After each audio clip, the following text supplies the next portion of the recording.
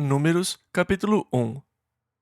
Então, agora, nós vamos abrir no livro de Números, chamado assim porque duas vezes no livro os filhos de Israel são contados. Uma vez no começo dos 40 anos de peregrinação, no deserto, depois quando chegam ao lugar da entrada na terra prometida. Então, o livro ganhou seu nome por causa das duas contagens dos filhos de Israel. E nós não vamos nos debater com minúcias, com cada uma das famílias e os seus números individualmente, mas nós vamos fazer algumas comparações interessantes e nós vamos mostrar que a experiência no deserto foi dura, que no final dos 40 anos havia menos do que no começo. Houve uma redução da população durante esse período. É como o meu netinho disse um tempo atrás. Ele falou: "Vovô, eu quero ficar na sua casa há muito tempo. Eu não quero ir para casa. Eu quero ficar na sua casa, vovô." E eu disse: "Bem, eu gostaria que você ficasse bastante tempo, William. O vovô gostaria muito que você se mudasse para cá e ficasse comigo." E ele disse: "Isso é ótimo, vovô. Eu gostaria de fazer isso, porque eu não quero ir para casa." E eu disse: "Mas por que você não quer ir para casa?" E ele falou: "É duro viver em casa, vovô." Comparando o modo como o vovô o trata, eu imagino que seja duro mesmo viver em casa. E foi duro viver no deserto. Os filhos de Israel sofreram com as assolações do deserto. E nós vamos fazer uma rápida comparação ao estudarmos os números dos que entraram e os dos que saíram do deserto, no final dos 40 anos de peregrinação que se passaram. Então, como eu digo, o nome do livro sugere as contagens, ou os dois censos que foram feitos. E começando aqui no versículo 1, falou mais o Senhor a Moisés no deserto de Sinai, na tenda da congregação, no primeiro dia do segundo mês, no segundo ano. Agora, o tabernáculo foi montado no primeiro dia do primeiro mês do segundo ano. Então, isto acontece um mês depois de o tabernáculo ter sido assentado. Versículos 2 e 3. Tomai a soma de toda a congregação dos filhos de Israel, segundo as suas famílias, segundo a casa de seus pais, conforme o número dos nomes de todo o homem, cabeça por cabeça, da idade de 20 anos para cima, todos os que em Israel podem sair à guerra.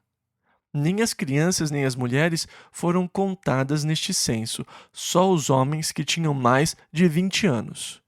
Agora, em cada uma das tribos de Israel havia um chefe, e os versículos 17 e 18 dizem: Então tomaram Moisés e Arão a estes homens, que foram declarados pelos seus nomes, e reuniram toda a congregação. Então, os nomes declaram esses homens. E ele diz que foram declarados pelos seus nomes. Agora, naqueles dias, todos os nomes tinham algum significado. Dizem que hoje os nomes têm significado. Então, quando a sua esposa fica grávida, vocês começam a escolher os nomes e você pega um dicionário de nomes ou algo assim e começa a ver todos os nomes e os seus significados. E existem alguns nomes que, embora tenham lindos significados, por algum motivo nunca foram usados para crianças. Lúcifer, por exemplo, é estrela da manhã. Na verdade, é um lindo nome. Mesmo assim, não é um nome escolhido para crianças, por causa de alguém que já teve esse nome. Mas, para aqueles homens, seus nomes eram uma declaração. Eles foram declarados pelos seus nomes. Então, vamos dar uma olhada nos nomes. No versículo 5, Elisur é o primeiro. E Elisur quer dizer, meu Deus é uma rocha. No versículo 6, Selumiel. Seu nome significa em paz com Deus. No versículo 7, Naasson, que quer dizer um adivinho. No versículo 8, Natanael, quer dizer o dom de Deus. No versículo 9, Eliabe, quer dizer meu Deus é Pai. No versículo 10, Elisama, quer dizer meu Deus ouviu. E também no versículo 10, Gamaliel, que quer dizer meu Deus recompensa. No versículo 11, Abidã, quer dizer meu pai é juiz. No versículo 12, Aiéser, quer dizer irmão de saúde. No versículo 13, Pagiel, quer dizer evento de Deus. Versículo 14, Eliasaf, quer dizer Deus acrescentou. E o último homem, Aira, não tem um nome muito bom, que quer dizer seu irmão é mau. Então, provavelmente, o seu irmão mais velho não tinha uma reputação tão boa, então lhe sobrou o nome seu irmão é mau. E assim, estes 12 homens seriam, mais ou menos, os capitães ou líderes, os príncipes sobre as diversas tribos. Então, as tribos estão listadas com seus nomes, e se você quiser, você pode voltar e examinar as tribos que cada um dos príncipes representa. E então, agora nós começamos a contagem das tribos. Versículo 21. Foram contados deles, homens adultos acima de 20 anos, da tribo de Ruben, 46.500. Na segunda contagem, no final dos 40 anos, havia apenas 43.730. Então, houve uma diminuição de quase 3.000 homens nesta tribo. Versículo 23. Foram contados deles, da tribo de Simeão, 59.300. E no final dos 40 anos, havia apenas 22.200 homens da tribo de Simeão, menos da metade. Da tribo de Gade, 45.650. No final dos 40 anos, apenas 40.500, uma perda de 5.150 homens. Da tribo de Judá, versículo 27, havia 74.600 homens. A tribo de Judá cresceu durante a peregrinação no deserto para 76.500.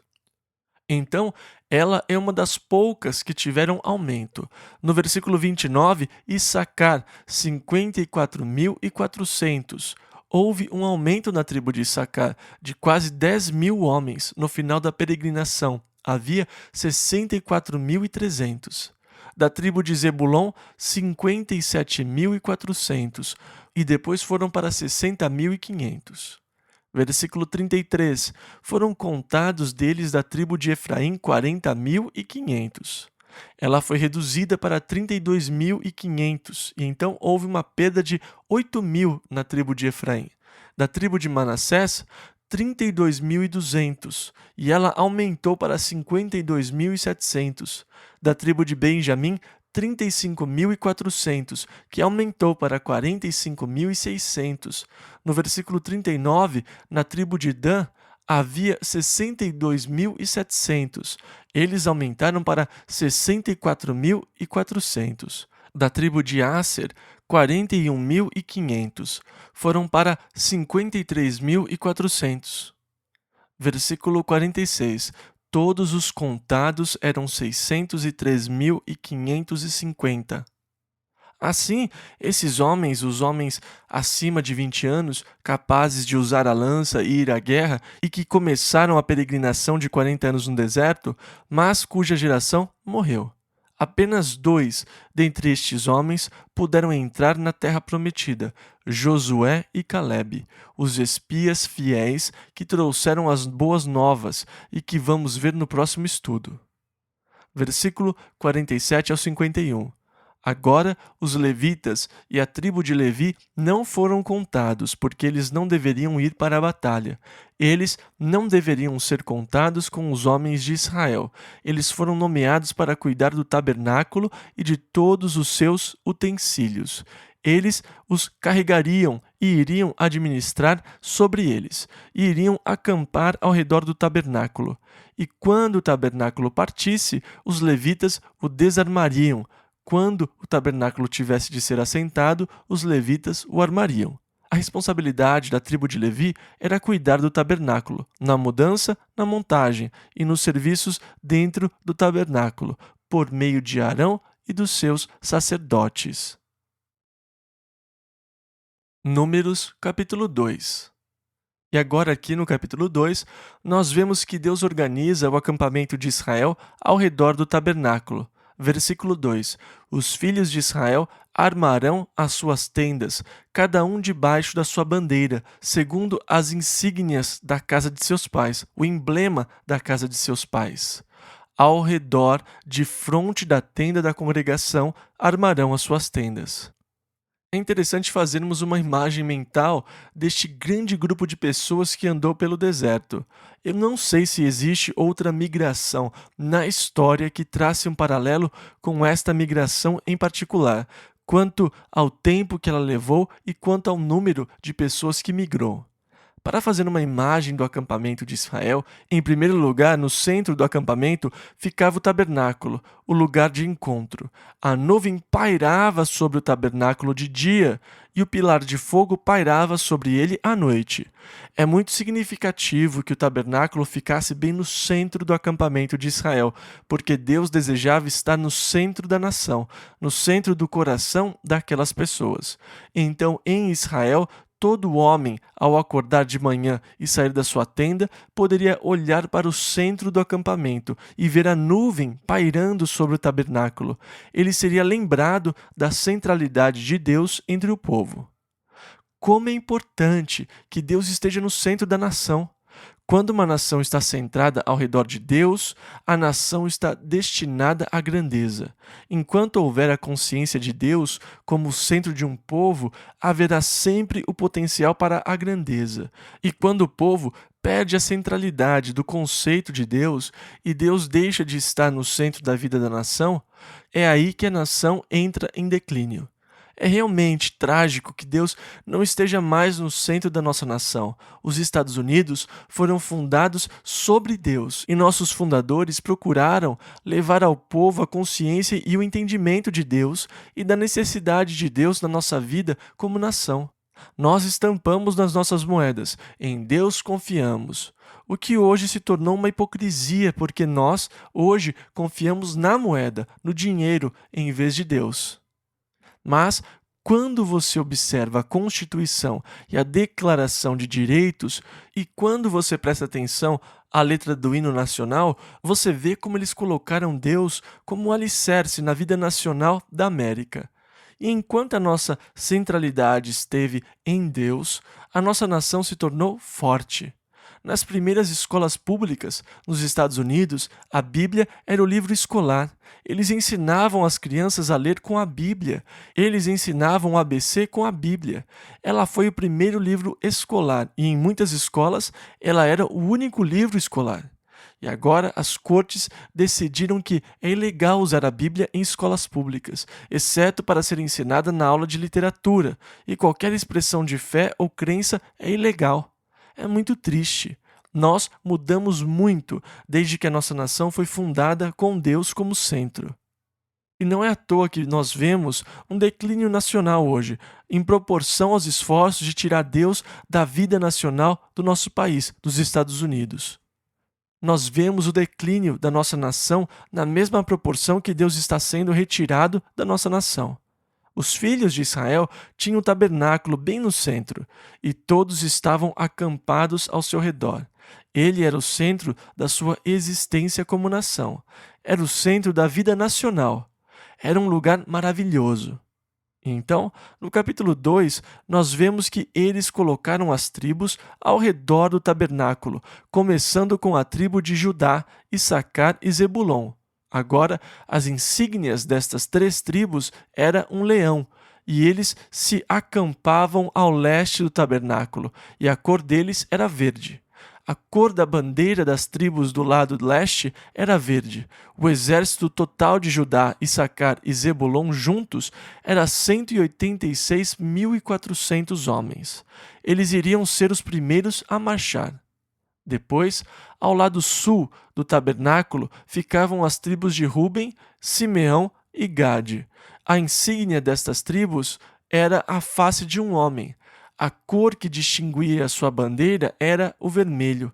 E eles se acampavam ao sul do tabernáculo. O seu exército somava 151.450 homens. No lado oeste do tabernáculo ficavam as tribos de Efraim, Manassés e Benjamim. A sua insígnia era a cabeça de um bezerro e a bandeira era dourada. O total no exército de Efraim, Manassés e Benjamim, juntos, era de 108.100 homens.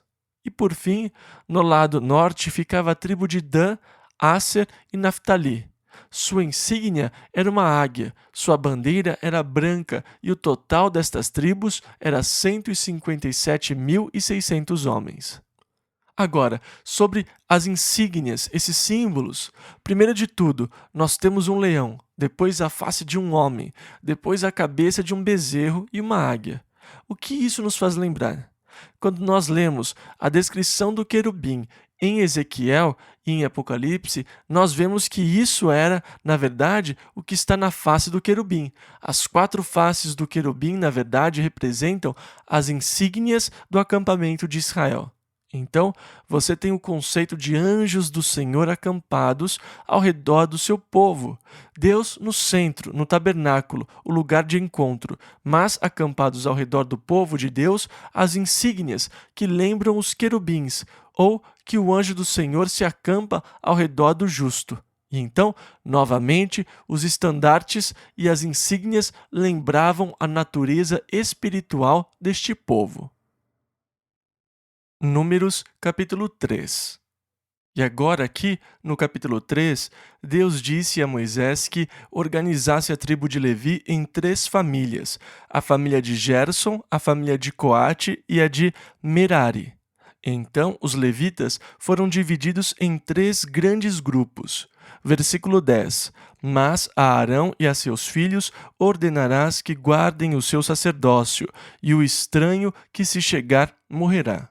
Versículo 12: E eu, eis que tenho tomado os levitas do meio dos filhos de Israel, em lugar de todo o primogênito que abre a madre entre os filhos de Israel, e os levitas serão meus.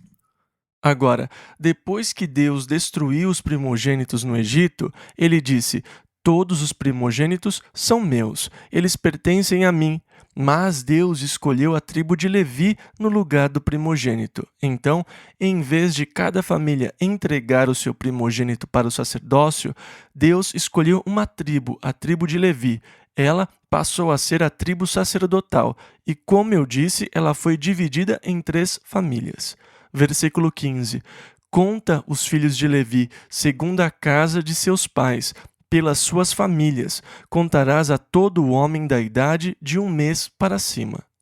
Então, em vez de contar os que tinham mais de 20 anos, como as outras tribos, eles deveriam contar os homens acima de 1 mês de idade.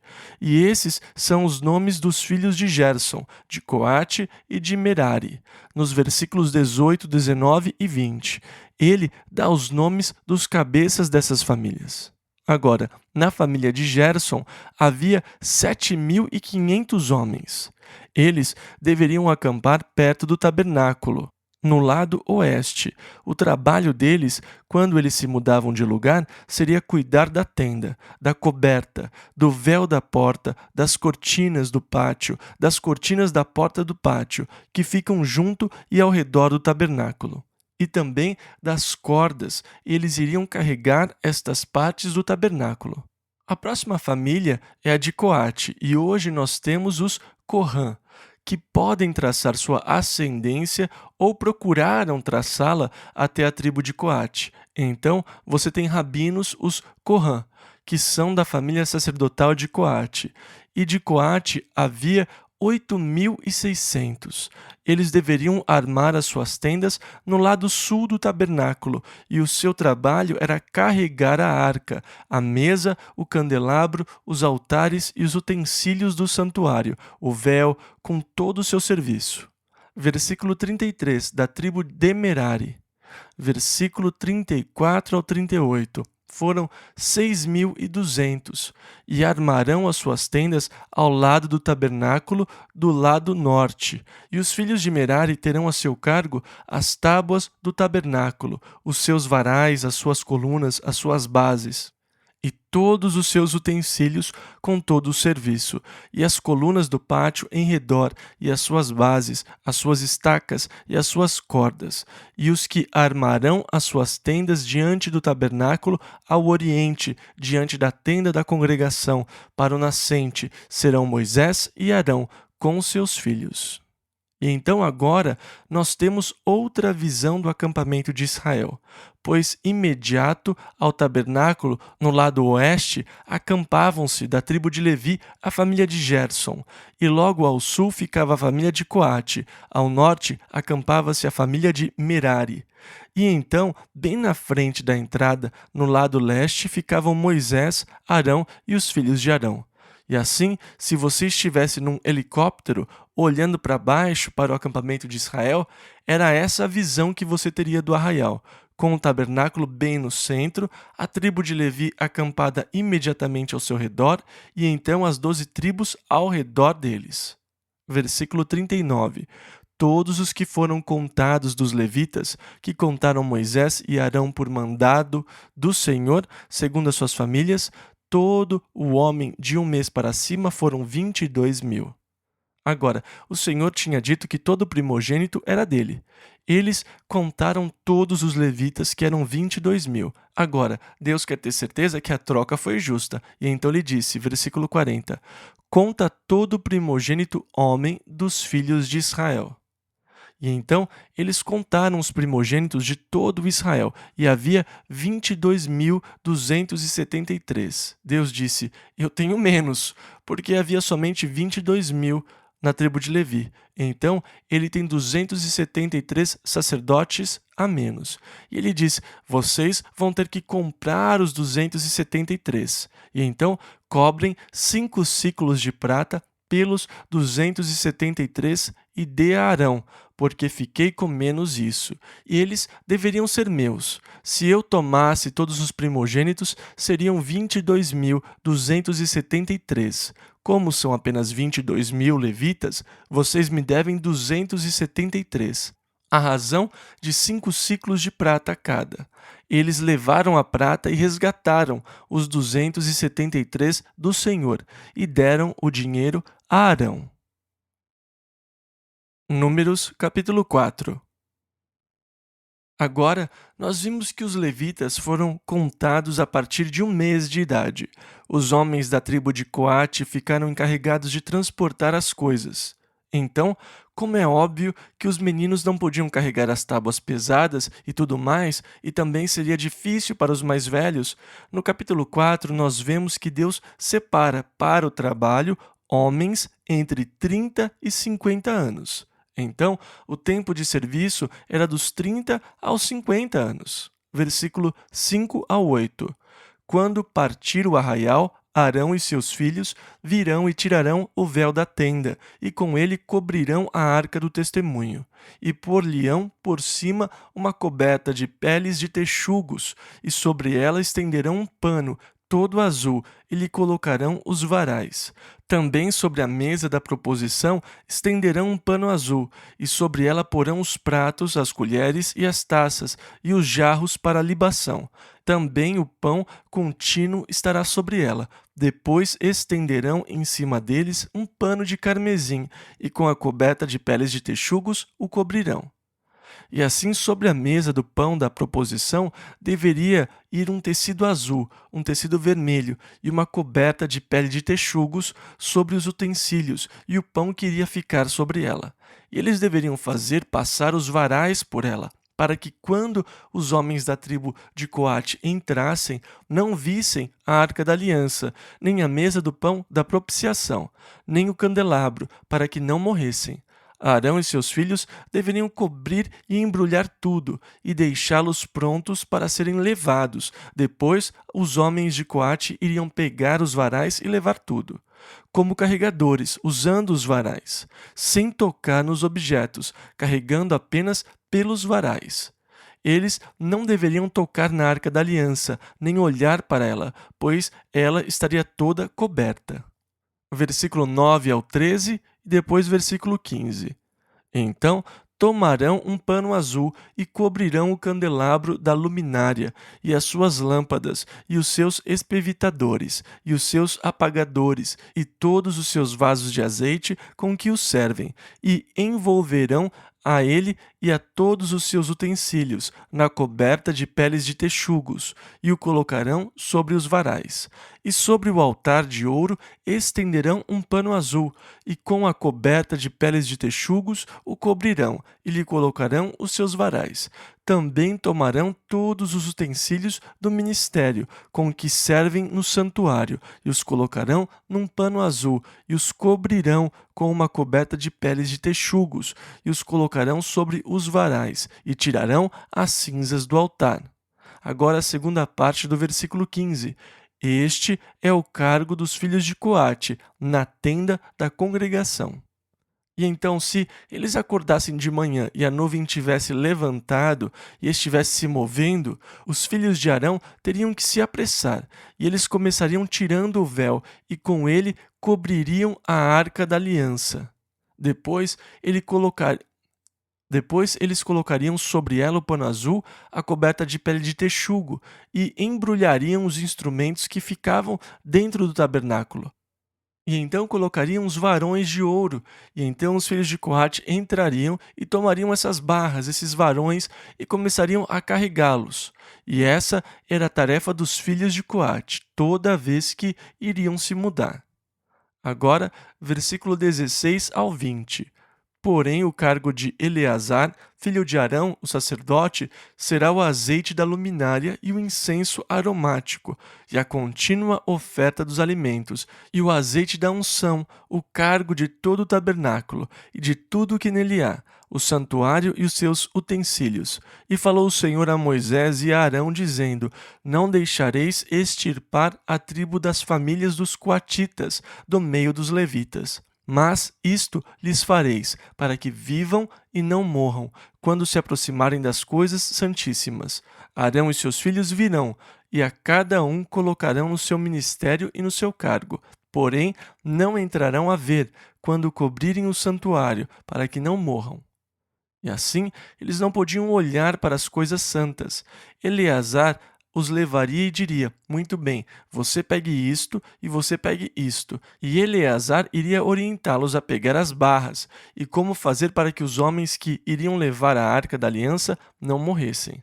Agora, mais adiante na história, nós vamos ver um caso interessante quando a Arca da Aliança foi capturada pelos filisteus. E claro, ela levou problemas para cada cidade que os filisteus a levaram. Os homens tiveram feridas horríveis em cada cidade onde a Arca da Aliança esteve. E então, quando eles quiseram levá-la para outro lugar, os homens daquela cidade disseram: De jeito nenhum essa coisa entra aqui. O que vocês têm contra nós? E assim, eles decidiram mandá-la de volta aos filhos de Israel. Mas eles pensaram: talvez seja só uma coincidência, então vamos colocá-la num carro, vamos soltar as vacas e ver a direção que elas tomam.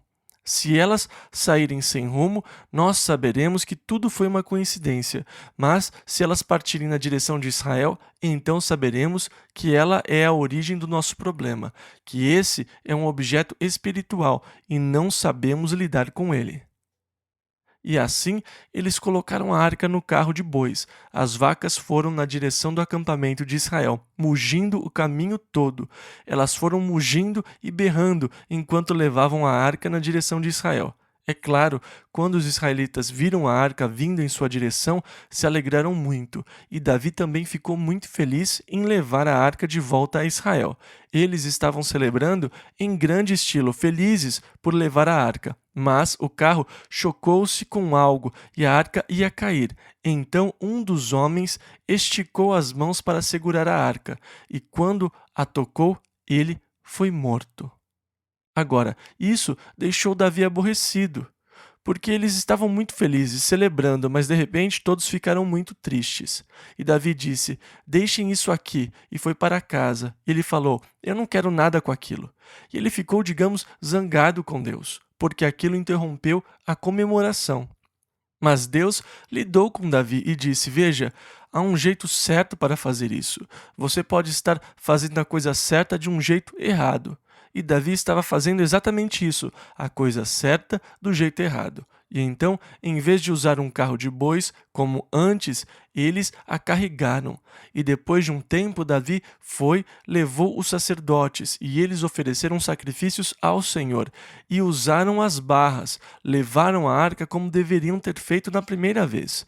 Ela foi levada de volta e colocada no tabernáculo em Jerusalém nos dias de Davi. E então Deus falou sério quando disse: Não deixem que eles a vejam, nem que toquem nela, para que não morram. E então os filhos de Arão tinham que cobrir tudo e direito para proteger as vidas dos homens da tribo de Coate, que tinham que transportar as coisas sagradas que tinham sido criadas para adoração a Deus. E agora a família de Gerson. Versículo 24 ao 28. Este será um ministério das famílias dos Gersonitas, da tribo de Levi, no serviço e no cargo. Levarão, pois, as cortinas do tabernáculo, e a tenda da congregação, e a sua coberta, e a coberta de peles de texugos, que está por cima dele, e a cortina da porta da tenda da congregação, e as cortinas do pátio, e a cortina da porta do pátio, que está junto ao tabernáculo e junto ao altar em redor, e as suas cordas, e todos os instrumentos do seu ministério, com tudo o que diz respeito a eles, para que sirvam. Todo o ministério dos filhos dos Gersonitas, em todo o seu cargo e em todo o seu trabalho, será segundo o mandado de Arão e de seus filhos, e lhes designareis as responsabilidades do seu cargo. Este é o ministério das famílias dos filhos dos Gersonitas. Então vocês se recordam que haviam 4 cortinas que cobriam o tabernáculo, as cortinas sobre as portas, as cortinas ao redor do pátio. Todas essas cortinas deveriam ser transportadas pela família de Gerson. Versículo 29 ao 33. E finalmente os filhos de Merari, da idade de 30 anos até os 50, contarás. Esta será a sua responsabilidade: carregar as tábuas do tabernáculo, os seus varais, as suas colunas, as suas bases, as colunas do pátio em redor, as suas bases, as suas estacas, as suas cordas, com todos os seus instrumentos. Este é o ministério das famílias dos filhos de Merari. E então, na verdade, tudo era portátil. Eles iriam entrar e desmontar tudo para o transporte. Depois eles montariam tudo novamente. Quando eles chegavam ao lugar onde a nuvem havia parado, eles montariam um tabernáculo debaixo da nuvem. Quando a nuvem se movesse, eles se mudavam. Quando a nuvem parasse, eles paravam. Então a tribo de Levi, por meio destas famílias, carregavam um tabernáculo. Cada uma tinha seu ministério, tarefa, e o número de homens que estavam envolvidos nessa tarefa era 8.580. Então, tinha uma boa equipe trabalhando no tabernáculo para montá-lo e desmontá-lo, qual fosse o caso. Números, capítulo 5. Agora, aqui no capítulo 5, eles recebem a ordem de limpar o arraial, colocando para fora todo o leproso e todos os que tivessem problemas em seu corpo, e também os que estavam impuros por terem tocado algum cadáver. Deus não queria nenhuma impureza no acampamento que ele fosse habitar. Então, os filhos de Israel assim o fizeram. Eles colocaram para fora os leprosos, os que tinham feridas purulentas e os que estavam impuros por terem tocado algum morto. Versículos 5 ao 10. Falou mais o Senhor a Moisés, dizendo: Dize aos filhos de Israel: quando homem ou mulher fizer algum de todos os pecados humanos, transgredindo contra o Senhor, tal alma culpada é. E confessará o seu pecado que cometeu. Pela sua culpa fará plena restituição. Então, a culpa que se restituir ao Senhor será do sacerdote, além do carneiro da expiação, pelo qual por ele se fará expiação. Semelhantemente, toda a oferta de todas as coisas santificadas dos filhos de Israel.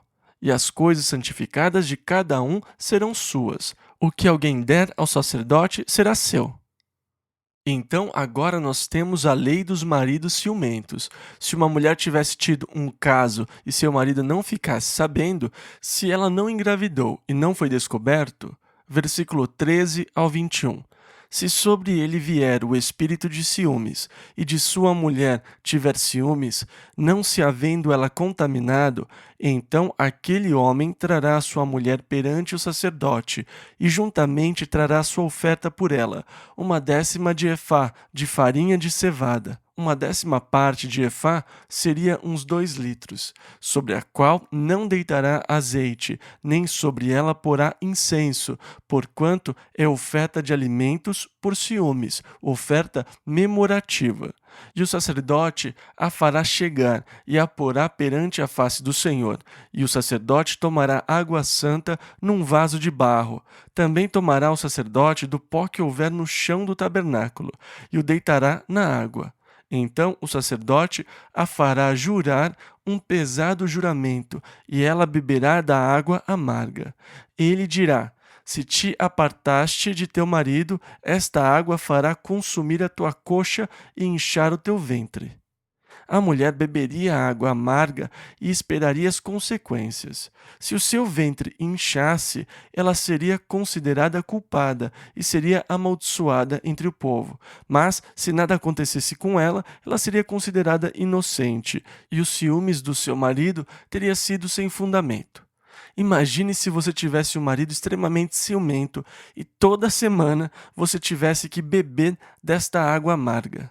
Mulheres, vocês progrediram muito. Seria muito triste e difícil se o seu marido fosse uma pessoa muito ciumenta, arrastando você toda hora para os sacerdotes e passando por todo esse processo, fazendo você beber da água amarga. Então, esta é a lei do ciúme, de quando o espírito de ciúmes viesse sobre um marido. Números, capítulo 6. Agora, aqui no capítulo 6, nós temos as regras para quem fizesse o voto de Nazireu. O voto de Nazireu era uma consagração a Deus. Se você quisesse fazer uma consagração especial de si mesmo a Deus por um certo tempo, você faria um voto de Nazireu.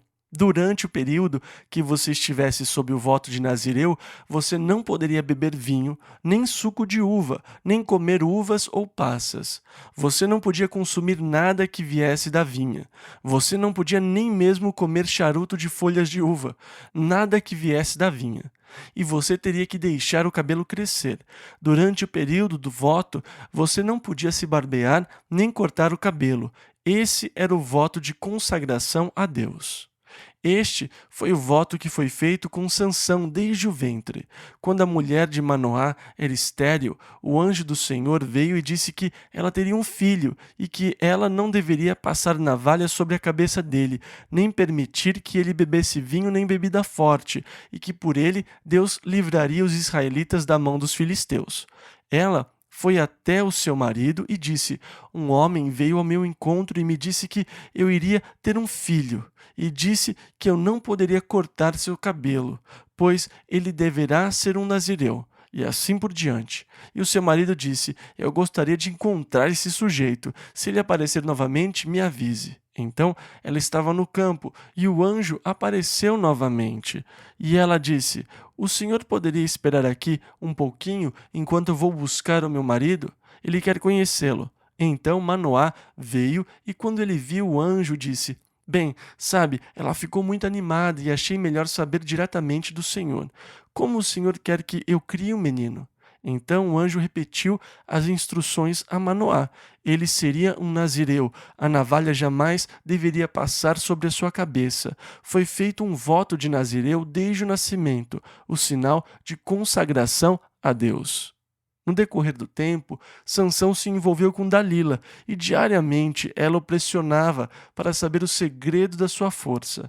Num momento de fraqueza, depois de tanta pressão, ele disse: Se você raspasse o cabelo da minha cabeça, eu ficaria fraco como qualquer homem. Agora, muitas pessoas têm uma falsa ideia de que a força de Sansão estava no seu cabelo comprido. Falso. O cabelo não pode fazer você ficar forte, nem a falta dele pode torná-lo fraco. A força de Sansão estava na sua consagração a Deus, e a falta de cabelo foi o sinal de quebra de compromisso com Deus. Qualquer um que consagre sua vida a Deus tem uma fonte de força e poder, mas quebre um voto ou uma aliança e você se torna fraco como qualquer pessoa.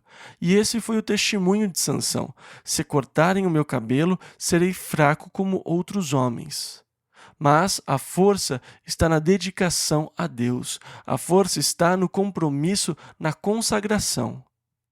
A vida de Sansão, desde o seu nascimento, foi consagrada com o voto de Nazireu, mas quando a consagração foi quebrada, ao ter seu cabelo raspado, que é um dos símbolos da consagração, a fraqueza apareceu. Então este é o voto de Nazireu. Agora, Jesus era conhecido como Nazareno. No voto de Nazireu, não se passava a navalha durante o período do voto, e não se bebia nada da vinha. Então, quando terminava o período estipulado de consagração, o período de separação, eles tinham que fazer uma oferta. Versículos 13 e 14. E esta é a lei do nazireu. No dia em que se cumprirem os dias do seu nazireado, trá-lo-ão à porta da tenda da congregação. E ele oferecerá a sua oferta ao Senhor, um cordeiro sem defeito de 1 ano em holocausto, e uma cordeira sem defeito de 1 ano para expiação do pecado, e um carneiro sem defeito por oferta pacífica. E então há 3 sacrifícios. Uma oferta queimada, que é a consagração. Oferta queimada é para a consagração, quando você consagra a si mesmo. E tinha uma oferta de pecado e uma oferta de comunhão com Deus. Versículo 15 ao 18. E um cesto de pães ázimos, bolos de flor de farinha com azeite, amassados, e coscorões ázimos, untados com azeite, como também a sua oferta de alimentos e as suas libações. E o sacerdote os trará perante o Senhor, e santificará a sua expiação do pecado e o seu holocausto. Também sacrificará o carneiro em sacrifício pacífico ao Senhor, com o cesto dos pães ázimos, e o sacerdote oferecerá a sua oferta de alimentos e a sua libação. Então o nazireu, à porta da tenda da congregação, rapará a cabeça do seu nazireado, e tomará o cabelo da cabeça do seu nazireado e o porá sobre o fogo que está debaixo do sacrifício pacífico. Agora, o período da sua consagração terminou, e você raspa a cabeça, pega o cabelo e o queima, junto com as ofertas queimadas que estão sendo oferecidas. Você o joga no fogo do sacrifício. Versículo 19 ao 23. Depois o sacerdote tomará a espádua cozida do carneiro, e um pão ázimo do cesto, e um coscorão ázimo, e os porá nas mãos do nazireu, depois de haver rapado a cabeça do seu nazireado. E o sacerdote os oferecerá em oferta de movimento perante o Senhor. Isto é santo para o sacerdote, juntamente com o peito da oferta de movimento e com a espádua da oferta alçada. E depois o nazireu poderá beber vinho. Esta é a lei do nazireu, que fizer voto da sua oferta ao Senhor pelo seu nazireado, além do que suas posses lhe permitirem. Segundo o seu voto que fizer, assim fará conforme a lei do seu nazireado. E falou o Senhor a Moisés, dizendo: Fala a Arão e a seus filhos, dizendo: Assim abençoareis os filhos de Israel, dizendo-lhes. Agora, os sacerdotes tinham uma função dupla. O seu ministério principal era se apresentar diante de Deus representando o povo, porque o homem não podia se chegar a Deus. Era impossível para um pecador chegar-se a um Deus santo e justo. A santidade de Deus torraria você por causa do pecado na sua vida. Por isso, o homem ímpio, profano, não poderia chegar-se ao santo Deus. E assim, você precisava de alguém que se chegasse a Deus por você. E esse era o papel do sacerdote. Você o procurava levando o seu sacrifício, e ele levava o seu sacrifício ao Senhor. Ele iria diante do Senhor representando você, e depois ele voltaria a você representando Deus. Por isso, o seu ministério era duplo, representava o povo diante de Deus e representava Deus diante do povo. Agora, era assim que ele deveria representar Deus. Quando ele voltava aos filhos de Israel, ele estaria representando Deus com a bênção tripla. Versículo 24 ao 27. O Senhor te abençoe e te guarde. O Senhor faça resplandecer o seu rosto sobre ti e tenha misericórdia de ti. O Senhor sobre ti levante o seu rosto e te dê a paz. Assim porão o meu nome sobre os filhos de Israel, e eu os abençoarei. O nome de Deus é representado no texto pelas consoantes, sem as vogais. Então a sua pronúncia se tornou impossível. O nome de Deus era representado pelas letras YHVH, letras maiúsculas.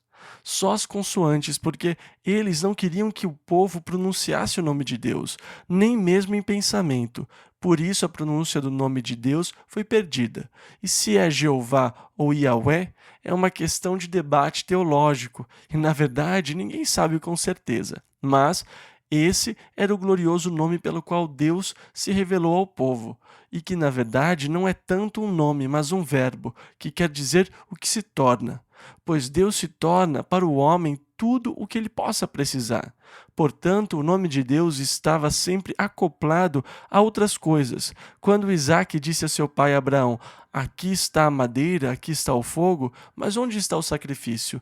Abraão disse: Jeová Jiré. O Senhor proverá para si um sacrifício. Esse é o significado. E depois ele o chamou de Jeová Jiré. O Senhor proverá. Deus se torna o nosso provedor.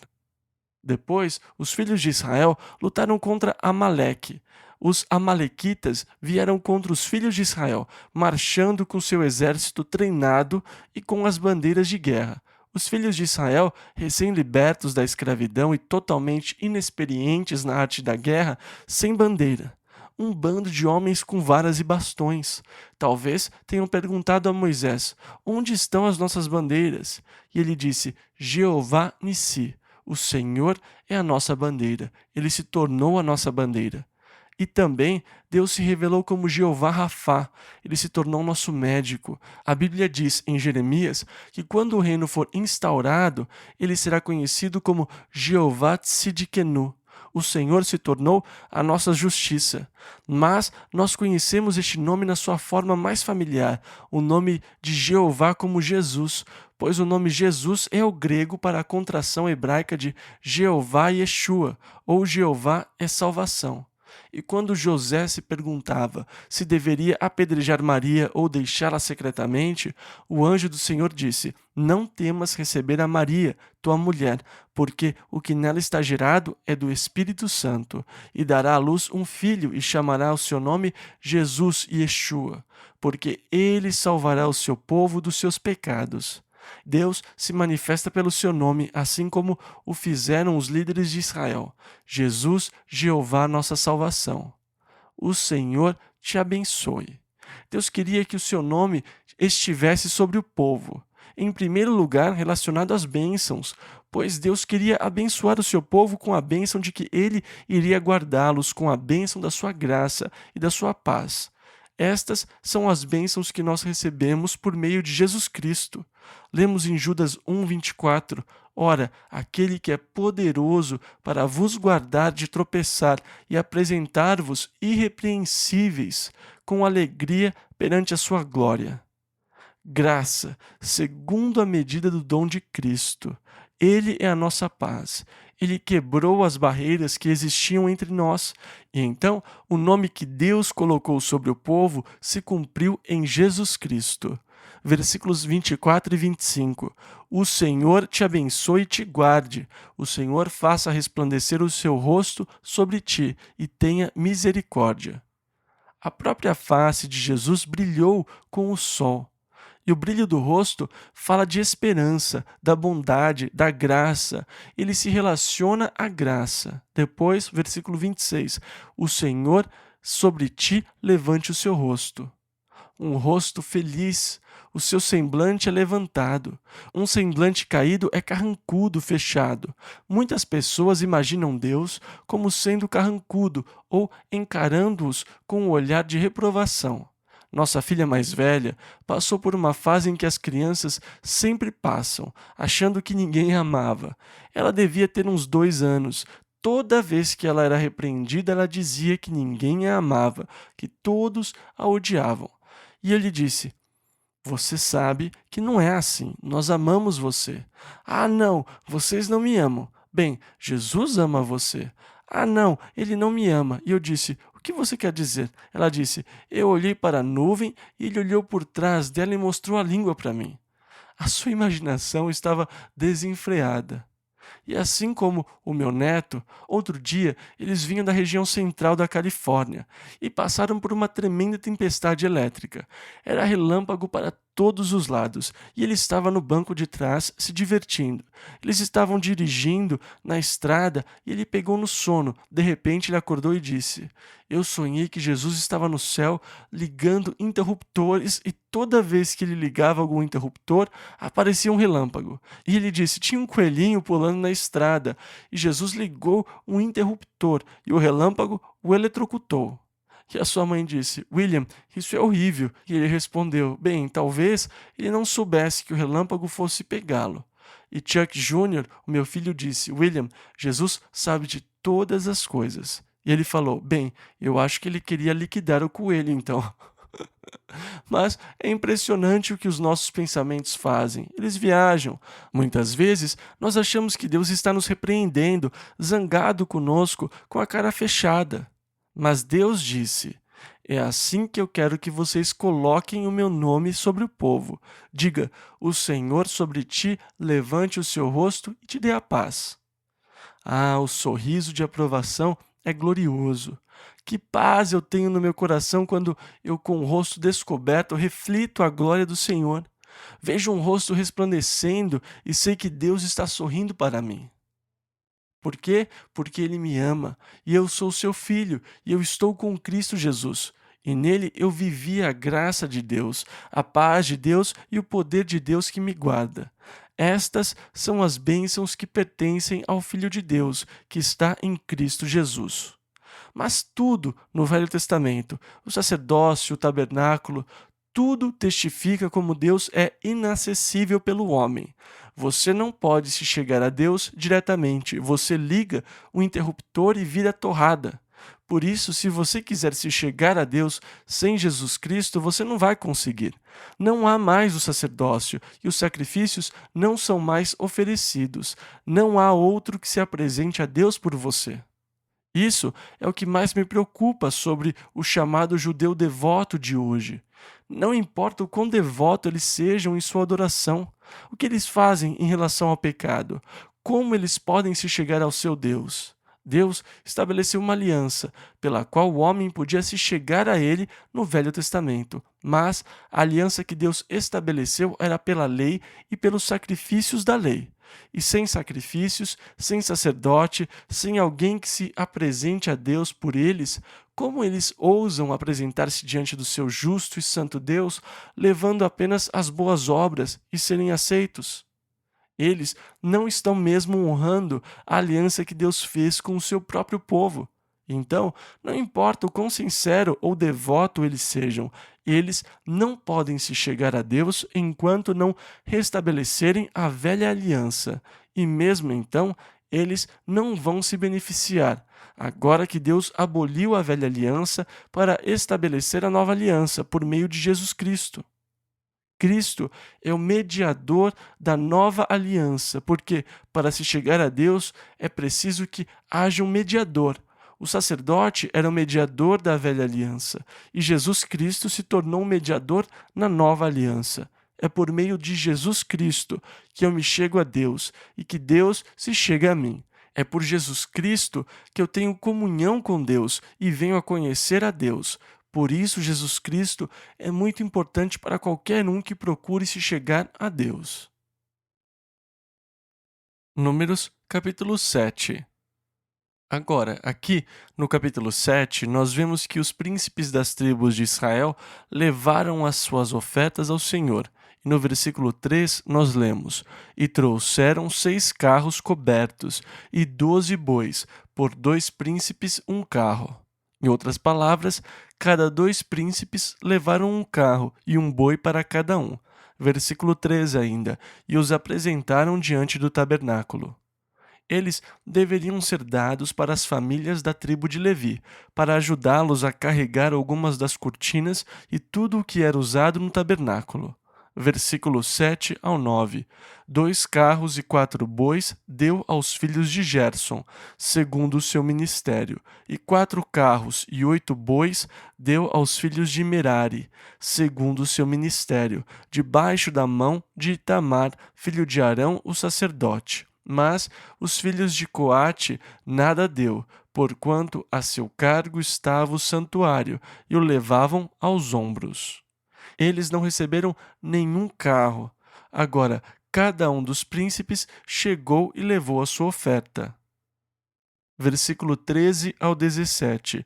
E a sua oferta foi um prato de prata, do peso de 130 siclos, uma bacia de prata de 70 siclos, segundo o siclo do santuário, ambos cheios de flor de farinha, amassada com azeite, para oferta de alimentos, uma colher de 10 siclos de ouro, cheia de incenso, um novilho, um carneiro, um cordeiro de 1 ano para holocausto, um bode para expiação do pecado, e para sacrifício pacífico, 2 bois, 5 carneiros, 5 bodes, 5 cordeiros de 1 ano. Esta foi a oferta de Naasson, filho de Aminadab. E cada um dos príncipes levou a mesma oferta, eram idênticas. E então seria redundante se nós lêssemos cada um deles nesse capítulo. Cada um deles levou a mesma oferta e elas foram dadas ao Senhor. Isso foi para a dedicação do altar no dia que foi ungido. Os príncipes de Israel levaram suas ofertas ao Senhor. E começando no versículo 84 até o final do capítulo, nós temos um resumo das ofertas. E no versículo 89, e quando Moisés entrava na tenda da congregação para falar com ele, então ouvia a voz que lhe falava de cima do propiciatório, que estava sobre a arca do testemunho, entre os 2 querubins. Assim com ele falava. Números capítulo 8, versículo 1 ao 3. E falou o Senhor a Moisés, dizendo: Fala a Arão, e dize-lhe: Quando acenderes as lâmpadas, as 7 lâmpadas iluminarão o espaço em frente do candelabro. E Arão fez assim, acendeu as lâmpadas, como o Senhor ordenara a Moisés. E então depois deveria acontecer a purificação dos levitas. Versículos 7, 10 e 11. Eles deveriam ser espargidos com a água da expiação ou purificação e lavar as suas vestes para se purificar. Eles deveriam fazer chegar os levitas perante o Senhor, e os filhos de Israel deveriam pôr as suas mãos sobre os levitas. E Arão oferecerá aos levitas por oferta movida pelos filhos de Israel, e serão para servirem no ministério do Senhor. Esta é uma espécie de ordenação para o ministério, como no Novo Testamento. Eles colocavam as mãos sobre aqueles que iriam ministrar. No capítulo 15 de Atos, ou no capítulo 13, está escrito: Disse o Espírito Santo: Apartai-me a Barnabé e a Saulo para a obra a que os tenho chamado. E então, depois de ter jejuado e orado, eles colocaram as mãos sobre eles e o Espírito os enviou. É uma espécie de processo de ordenação, a imposição de mãos. E então a tribo de Levi deveria ser levada diante do tabernáculo. Depois, a congregação de Israel se reuniu ao redor deles e colocou as mãos sobre eles. Estes homens iriam ministrar a eles nas coisas espirituais. Versículo 12. E os levitas colocarão as suas mãos sobre a cabeça dos novilhos. Então, sacrifica tu um para a expiação do pecado e o outro para holocausto ao Senhor, para fazer expiação pelos levitas. E então eles iriam começar seu ministério e serviço a Deus pelo povo. Versículo 24 ao 26. Este é o ofício dos levitas.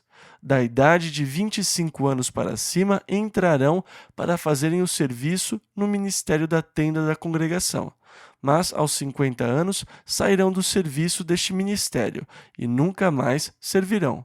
Porém, com os seus irmãos servirão na tenda da congregação, para terem cuidado da guarda, mas não precisam mais carregar qualquer peso depois dos 50 anos. Números capítulo 9. E aqui no 2º ano, depois que eles saíram da terra do Egito, alguns homens foram a Moisés e disseram: Quando você celebrou a Páscoa, nós estávamos imundos. Isto é, eles tinham tocado no corpo de um homem morto, ou algo assim. Então, no dia 14, eles não puderam observar a Páscoa. Eles levaram o problema a Moisés. Naquele dia, nós estávamos cerimonialmente imundos. Nós não podemos participar. O que devemos fazer? E então Moisés disse: Bem, esperem, pois vou ver o que o Senhor dirá. Moisés foi diante do Senhor e disse: Senhor, o que fazer com esses rapazes?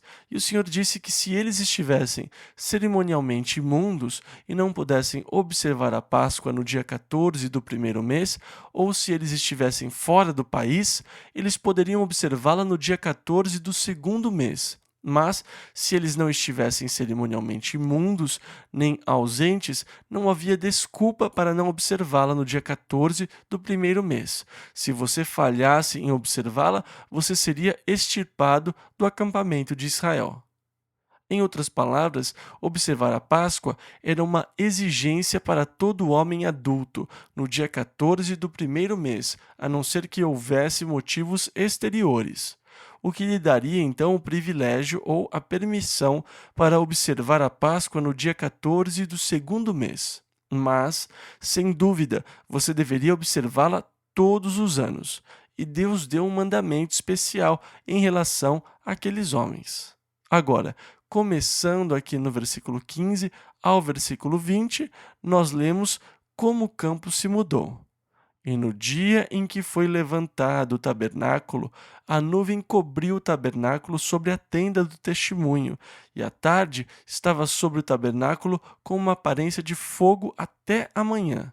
E assim era de contínuo, a nuvem o cobria, e de noite havia aparência de fogo.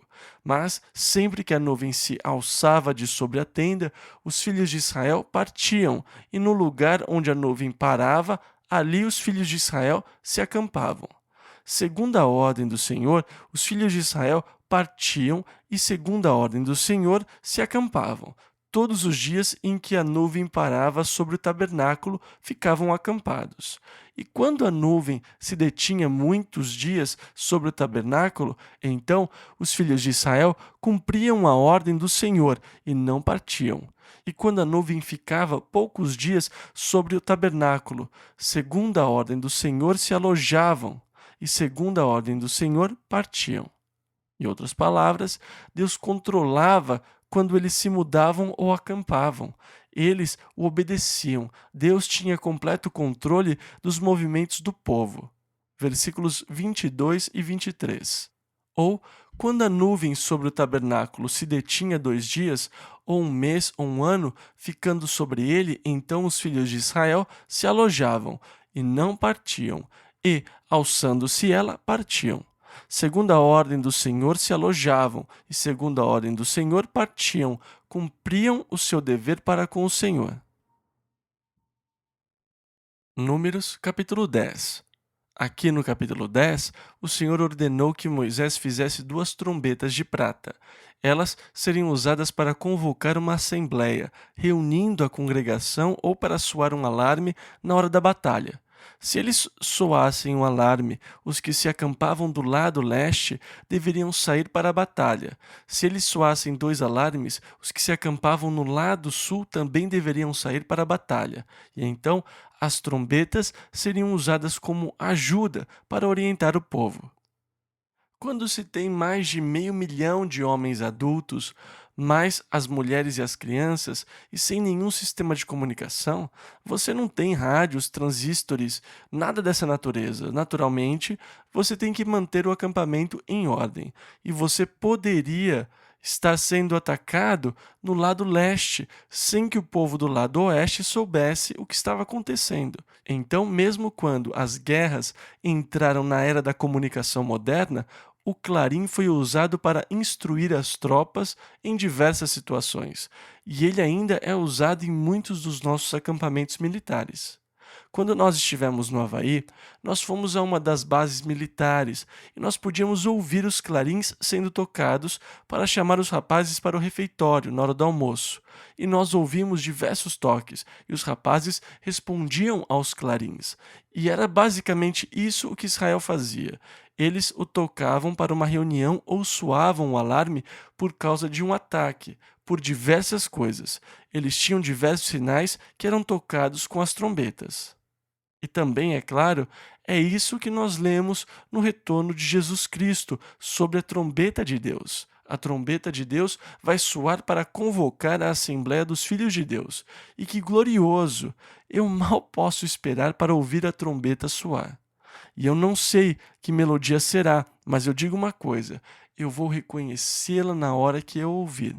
E eu vou saber que é o Senhor chamando a congregação dos seus filhos, chamando-nos para estar com Ele. E assim nós esperamos o chamado de Deus para a congregação da igreja. Versículo 10 ao 12. Semelhantemente, no dia da vossa alegria e nas vossas solenidades e nos princípios de vossos meses, também tocareis as trombetas sobre os vossos holocaustos, sobre os vossos sacrifícios pacíficos, e vos serão por memorial perante vosso Deus. Eu sou o Senhor vosso Deus. E aconteceu no ano segundo, no segundo mês, aos 20 do mês, que a nuvem se alçou de sobre o tabernáculo da congregação. E os filhos de Israel, segundo a ordem de marcha, partiram do deserto de Sinai, e a nuvem parou no deserto de Parã. E então o tabernáculo está armado e está tudo funcionando. E agora Deus começa a levá-los na direção da terra que ele tinha prometido. Então a nuvem levantou e saiu da região do deserto do Monte Sinai, movendo-se para a terra prometida, ou na direção da terra prometida, levando-os até a área de Parã. E então os levitas entraram e desmontaram o tabernáculo sob a guarda dos filhos de Arão. Agora é uma espécie de ensaio geral. Eles aprenderam o que fazer e agora, conforme a nuvem se move, eles vão trabalhando. Os coatitas entram e pegam sua carga. Os gersonitas entram, depois os meraritas. E vamos embora. Estamos a caminho, que maravilha! Deus está nos deslocando. Versículo 29 e 30. Disse então Moisés a Obabe, filho de Reuel, o midianita, sogro de Moisés: Nós caminhamos para aquele lugar, de que o Senhor disse: Vô-lo darei. Vai conosco e te faremos bem, porque o Senhor falou bem sobre Israel. Porém ele lhe disse: Não irei, antes irei à minha terra e à minha parentela.